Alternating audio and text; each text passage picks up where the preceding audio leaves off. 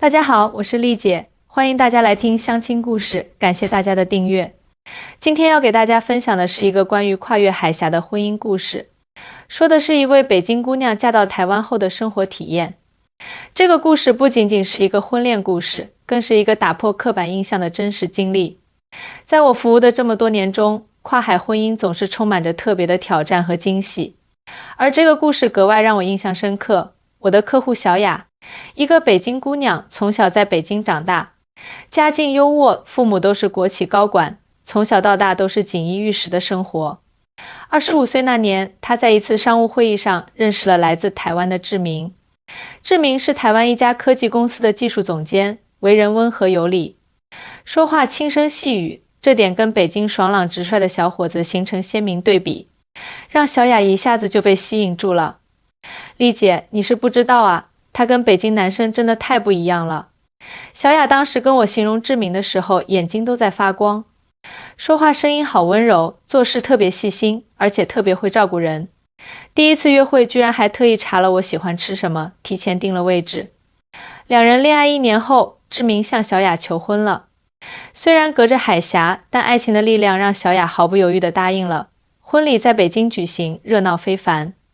志明的父母和亲友专程从台湾飞来，两家人相处融洽，一切都很完美。婚后，小雅跟随志明回到了台湾新竹定居。作为一个从北京来的姑娘，她对台湾的生活充满了期待，却也不免有些忐忑。毕竟在许多大陆人心中，台湾是个宝岛，但同时也有着不如大陆发达的刻板印象。接着，志明开车带她回新竹的家，一路上小雅的疑惑更多了。怎么都是矮房子啊？高楼大厦呢？为什么马路这么窄？咦，怎么到处都是机车，很少看到豪车？特别是这些年大陆发展太快了，高楼大厦拔地而起，高铁网络遍布全国，移动支付普及度领先全球。这些都让很多大陆人对自己的国家充满了自豪感。接着，志明开车带他回新竹的家。一路上，小雅的疑惑更多了，怎么都是矮房子啊？高楼大厦呢？为什么马路这么窄？咦，怎么到处都是机车，很少看到豪车？志明笑着解释，台湾地小人多，土地资源有限，而且地震多，所以很多地方都不适合盖太高的楼。至于机车，是台湾最方便的代步工具，堵车的时候最灵活，停车也方便。到了志明的家，是一栋3层楼的透天厝，虽然不大，但环境清幽，整洁舒适。志明的父母热情地欢迎小雅，准备了一桌丰盛的晚餐。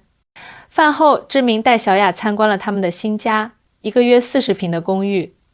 就这么小，小雅忍不住问道，在北京，他父母家可是有180平米的大房子，在台湾，这已经算很不错的大小了。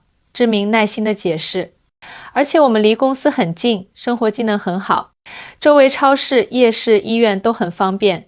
小雅点点头，虽然有些失落，但整体环境非常整洁有序，空气清新，绿化良好，街道干净的几乎看不到垃圾。哇，这空气质量也太好了吧！小雅深吸一口气，感叹道。志明骄傲地说，我们台湾很注重环保，虽然经济发展可能不如大陆那么快，但我们追求的是均衡发展和生活质量。接下来的日子里，小雅慢慢适应着台湾的生活。她发现，虽然台湾的物价比北京高，但整体生活质量却不差。食品安全有保障，医疗服务优质便利，公共设施虽然不新，但很实用，社会秩序良好，人与人之间的关系也更加和谐。志明，我好像有点明白台湾生活的特点了。1个月后，小雅若有所思地对丈夫说，不是表面的光鲜亮丽，而是那种细水长流的舒适和稳定。志明笑着点头，没错，这就是我们台湾人常说的小确幸。然而，真正的文化冲击是在小雅父母来台湾探望他们的时候发生的。小雅，你们这边的超市怎么这么干净整齐啊？小雅妈妈惊讶地说道。而且商品种类也太丰富了吧？这些日本货、欧美货在北京可不好买啊。小雅得意地笑了。妈，台湾的国际贸易很发达，很多国际品牌都喜欢在台湾设点，所以我们能买到的东西特别多。不仅如此，小雅妈妈还注意到台湾的医疗服务特别便利。有一天，志明爸爸感冒了，挂号看医生到拿药，前后不到1小时就搞定了，费用也不贵，太方便了。在北京去大医院看个小病，没个半天功夫根本搞不定啊。小雅妈妈感叹道。除了生活便利外，台湾人的礼貌和友善也给小雅父母留下了深刻印象。无论是在商店、餐厅还是公共场所，服务人员总是面带微笑，耐心细致。小雅，你们这边的人真的很有礼貌啊，跟大陆一些服务行业的态度真是天壤之别。小雅爸爸不禁感叹。还有一次，小雅带父母去台湾著名的夜市逛街，夜市热闹非凡，各种小吃琳琅满目。小雅妈妈不小心把一个塑料袋掉在地上，还没来得及捡起来，一位路过的台湾阿姨就主动弯腰帮她捡了起来。谢谢你啊，小雅妈妈连忙道谢。那位阿姨笑着说，不会啦，我们台湾人都很注重环保的啦。这样的小事，在小雅父母眼中却是台湾社会文明素质的体现。住了几天后，小雅妈妈私下悄悄问小雅，女儿啊，老实说，你们这边是不是很穷啊？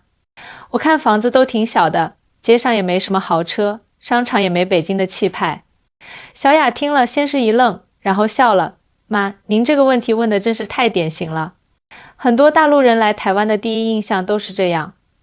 但您仔细观察就会发现，台湾并不穷，只是发展方式和价值取向跟大陆不一样。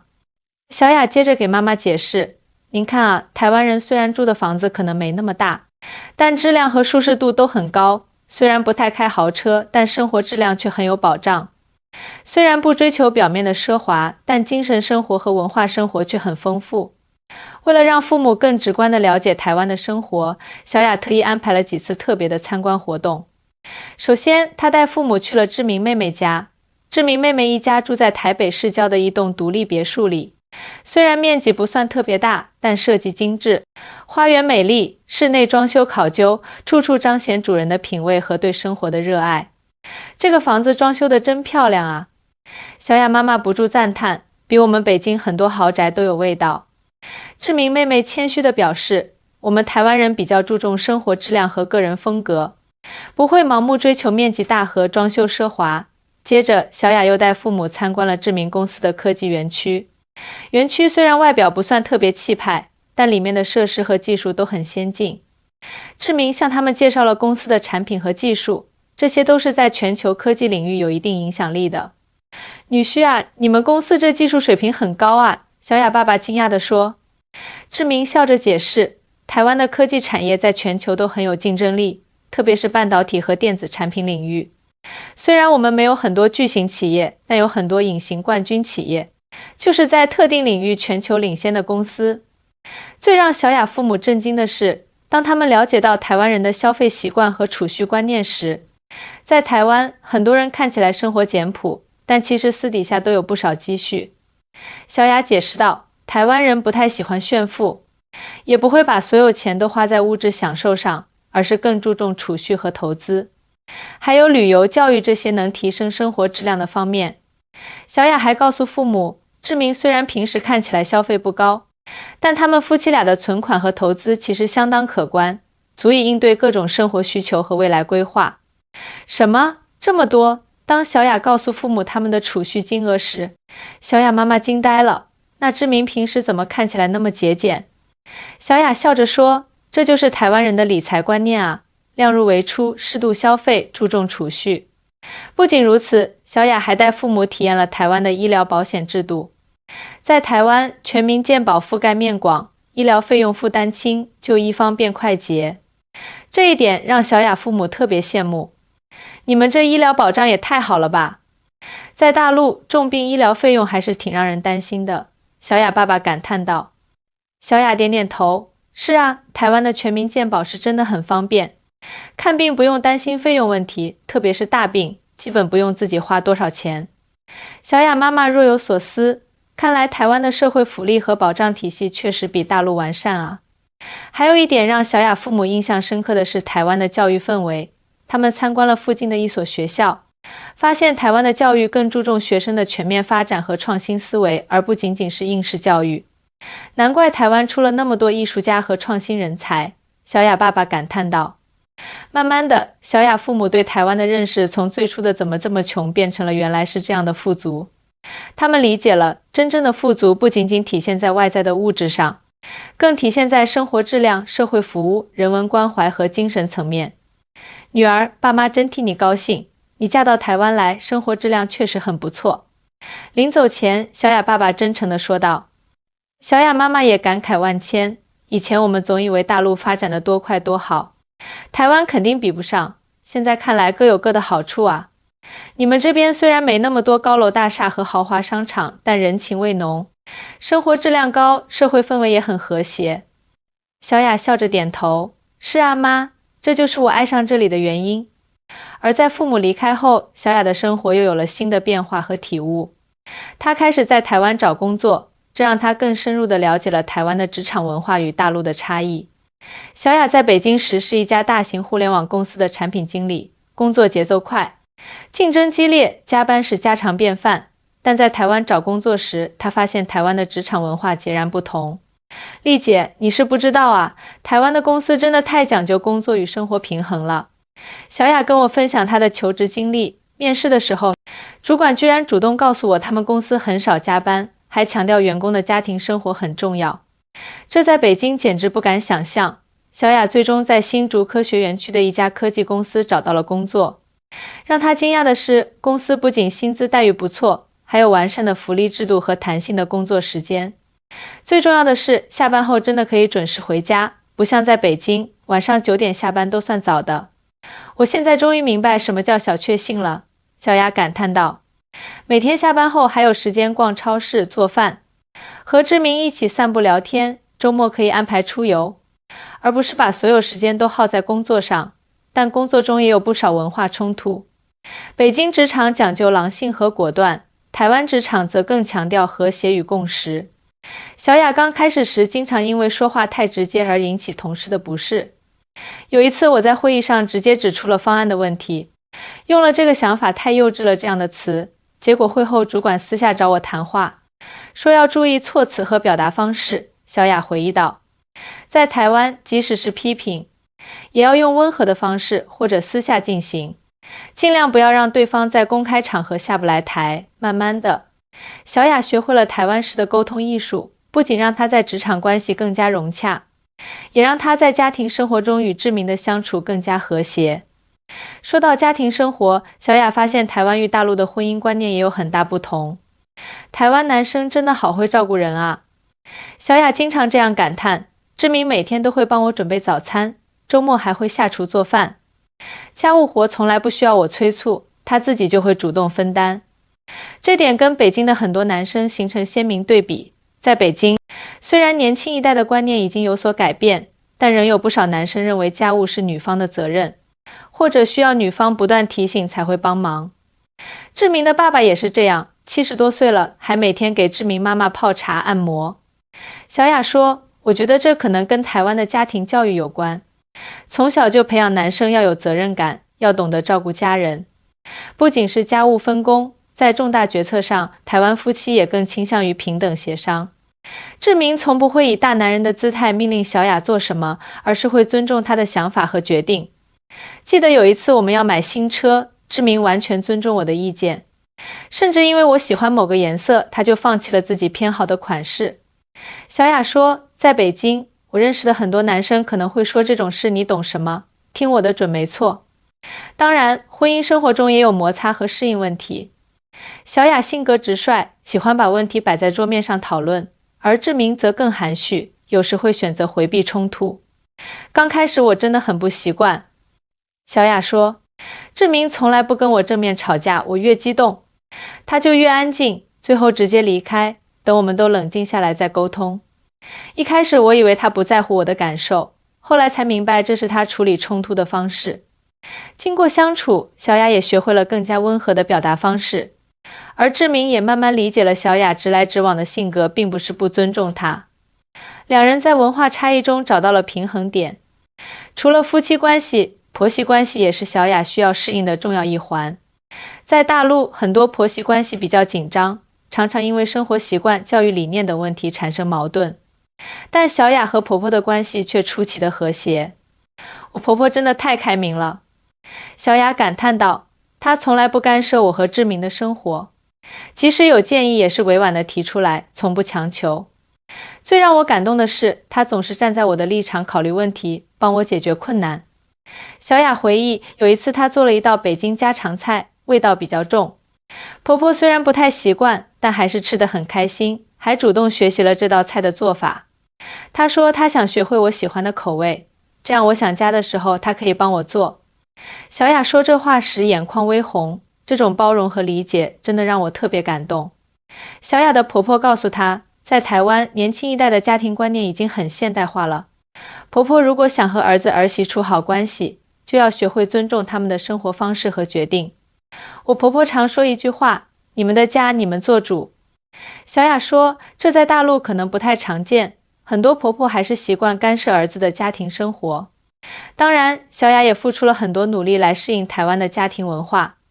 她学习了台湾的礼俗和节日习惯，比如清明节扫墓、端午节包粽子、中秋节烤肉等。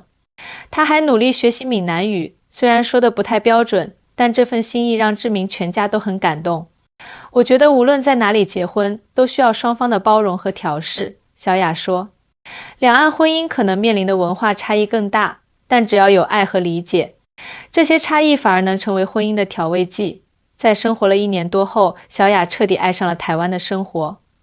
她特别欣赏台湾社会的秩序感和人情味，以及对个人权利和生活质量的重视。台湾的马路虽然不如北京宽阔，但秩序井然。超市虽然不如北京大型商场豪华，但商品质量有保障。餐厅可能不如北京那么多元化，但食材新鲜健康。小雅总结道，这就是我所理解的台湾式发达，不是表面的光鲜亮丽，而是实实在在的生活质量。小雅还发现，台湾人的幸福感普遍很高，这与他们的价值观有密切关系。台湾人不会把所有的精力都放在赚钱和攀比上，而是更注重家庭生活、个人爱好和社交关系。小雅说，他们的幸福来源很多元，不仅仅是物质层面的。这一点从志明家就能看出来。志明的父母退休后，生活丰富多彩，参加社区的歌唱班、太极拳班，定期和老朋友聚餐，每年都安排1-2次国外旅行。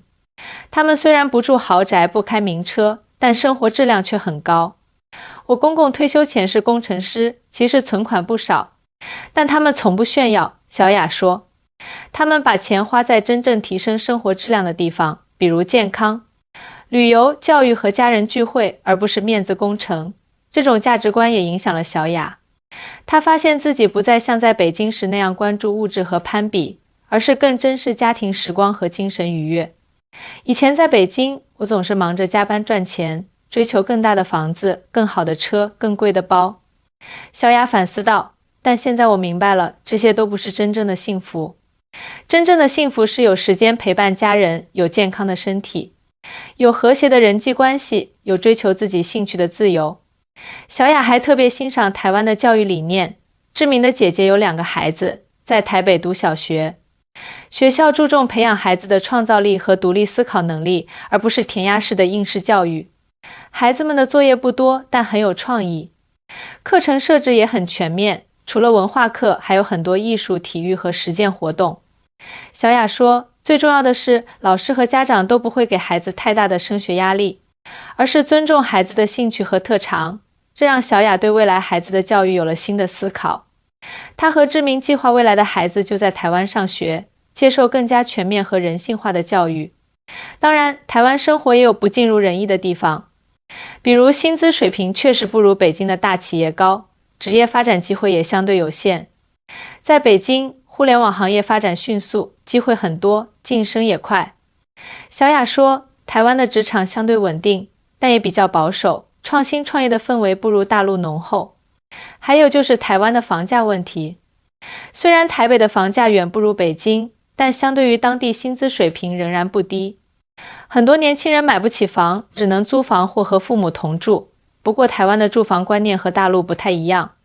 小雅解释道，很多台湾年轻人不会把买房作为结婚的必要条件，租房也是很常见的选择，而且台湾的租赁市场比较规范，租客权益有保障。